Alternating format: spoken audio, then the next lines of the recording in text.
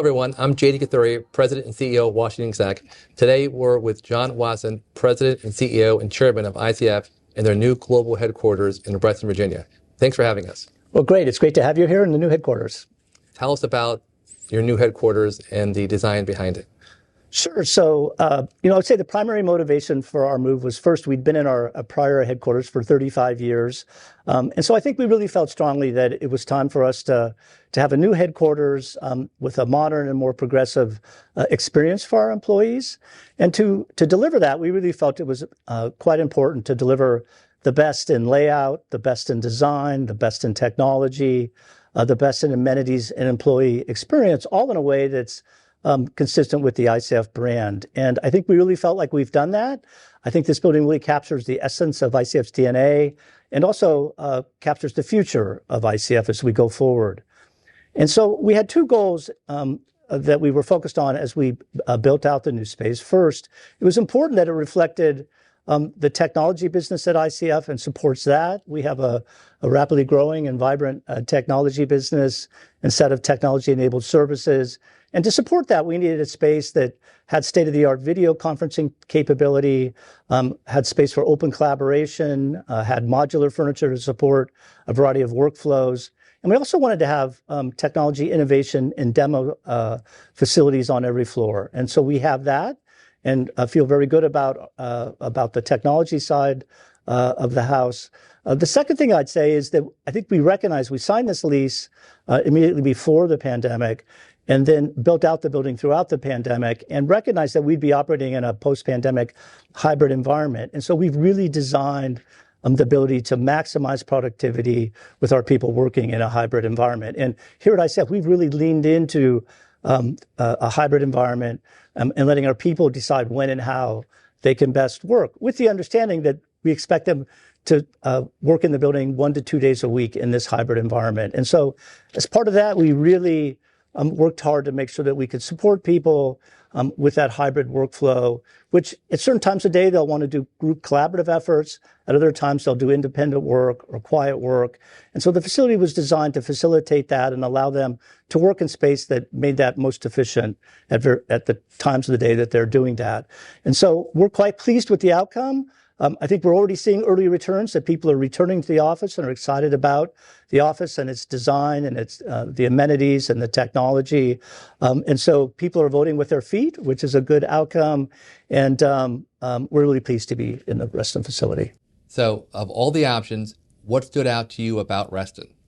So, Reston, I think we thought about a couple of things. First, obviously, we looked at a potential office space in D.C. and in Maryland and in Virginia. As we looked at that, I think we thought about a couple of things. First, convenience for our employees that were in our prior headquarters office, and then also the experience and amenities, and then several other features. And so in terms of convenience, Reston really stood out for our employee base.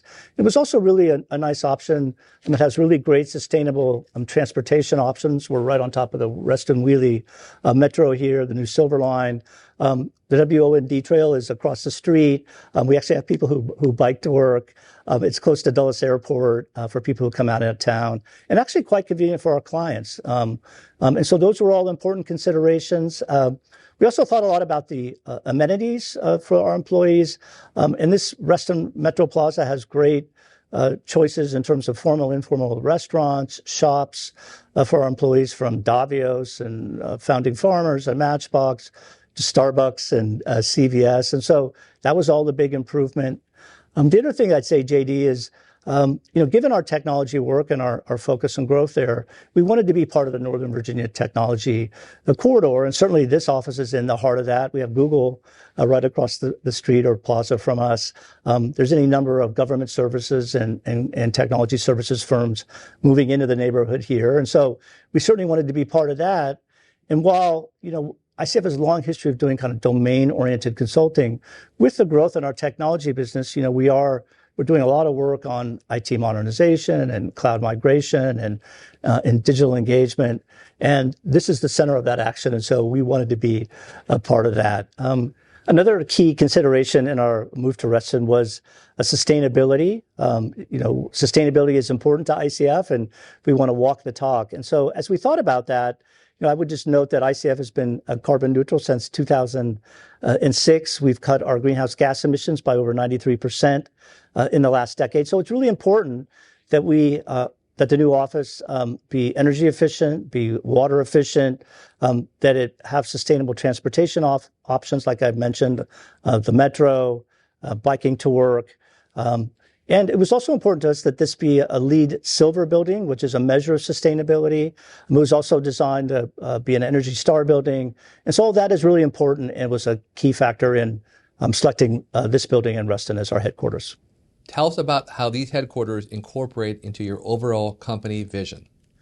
Well, I'd say a couple of things there. I think ICF is an impact company, and we get a passion of our people around the work they do and having an impact on the leading social and economic issues of the day. And so, with that impact and with that culture, we have been able to provide a unique career opportunities and career growth opportunities for our people who want to work in the types of areas we do: environment, energy, public health, human services, And so that's been important. But what we wanted to do was pair that with an office space that was specifically designed to maximize productivity in a hybrid environment and provide a really compelling, unique experience and environment for our people. And so that's what the building brings, is this really unique experience that we can pair with our career growth and career opportunities. And I think in doing so, putting those two things together, I think only accelerate our growth and accelerate the opportunity for our people. And there's a virtual cycle there. As we have happy employees who are highly engaged, who like what they do, like their career growth, and like the environment they work with in this new building, then we'll have happy clients. If we have happy clients, hopefully we'll get more work from the clients, and the firm will grow more. And so, I think that I think those are the kind of the strategic imperative associated with the building. I will say that we have done surveys on employee surveys late in the summer and fall, and it is coming through quite clearly that folks really value and are aligned with ICF's culture, with our mission, but also the flexibility that we provide and the engagement we have. And I do think our building will help us enormously on that, and we're quite excited about that. Thanks, John. Besides the new headquarters, 2022 was a big year for ICF. Can you tell us a little bit more about that? Sure. So 2022, we had a great year in 2022. As I said earlier, I've been at ICF for 37 years, and this year, really, the year 2022 really stands out for ICF. We continue to have very significant impact for our clients through our work. We had very strong growth. We had double-digit top and bottom line growth. We added several thousand employees. We acquired 3 companies, several of them with a technology and digital modernization focus. Our total sales last year were north of $2 billion, so that was a record for us. And so just a terrific year. And it also continued to be a year of significant impact for our work. And as I said, I think that's the heartbeat of ICF, that kind of impact and that mission orientation. And we put out an annual corporate social responsibility report and that tries to quantify the impacts of the work we do. And I would encourage folks to look at that. But when you look at that, about 40% of our work is in public health and social programs and housing and education.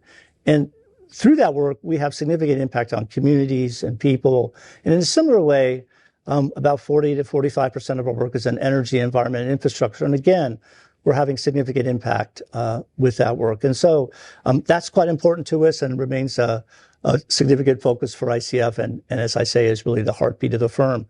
The other thing I would say about 2022 is we did acquire and integrate 3 acquisitions, 2 of them in the IT modernization area. That is a significant growth area for us and a significant area of focus. And you mentioned we're doubling down on technology as we go forward to try to now drive those capabilities that are primarily in our federal markets more broadly across the firm. And so more to come on that in the future, and that'll be an important initiative for us.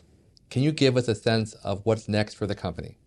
Well, I think what's next for the company is, first, I think we expect to continue to remain a robust growth company. ICF's been publicly traded for 17 years, and in that time, we've grown 15% a year on average in revenue, so we double every 5 years. About half of that's come from organic growth. half of it's come through inorganic growth. We expect to maintain that growth coming forward. I expect 2023 to be a year of significant growth. We'll do that in a couple ways. One is we'll double down on the technology front, and as I say, really bring a real focus on that. Continuing to grow our federal technology business, but also leverage those skills into our state and local and commercial businesses. We've asked Mark Lee to lead an effort on that. We'll also continue to focus on our 5 key growth drivers. And so about 70% of our revenues are in our 5 key growth drivers. We've been growing north of 10% a year for the last several years in those growth drivers. And we think we can continue that for the next couple of years. And so those include in the federal space, IT modernization and public health, disaster recovery and state and local. We do climate and resilience, which kind of spans all our markets. And then we do utility programs, which include energy efficiency and distributed energy programs for commercial clients. And so we'll continue to bring a real focus to those. And I expect that, a key aspect of our strategy has been acquisitions. And I'm sure we'll continue to look at on the market on the acquisition front.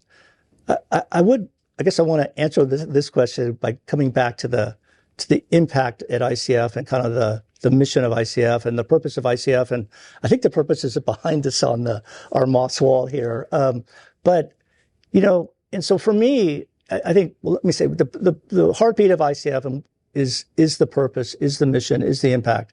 It's what gets people out of bed in the morning here. And it's certainly what's gotten me out of bed over 5 plus years at ICF. And there's been any number of projects I've worked on over the years that have had an impact that, is really what it's all about. I mean, early in my career, I did work on supporting the Environmental Protection Agency and the Montreal Protocol Secretariat to phase out ozone depletion compounds. ICF did a lot of the work on that. I just heard on NPR recently that the ozone layer is going to return to, pre-depletion levels by 2050. And, I take great pride in that effort. In a similar way, I mentioned the Energy Star program. We helped design and support EPA on that program.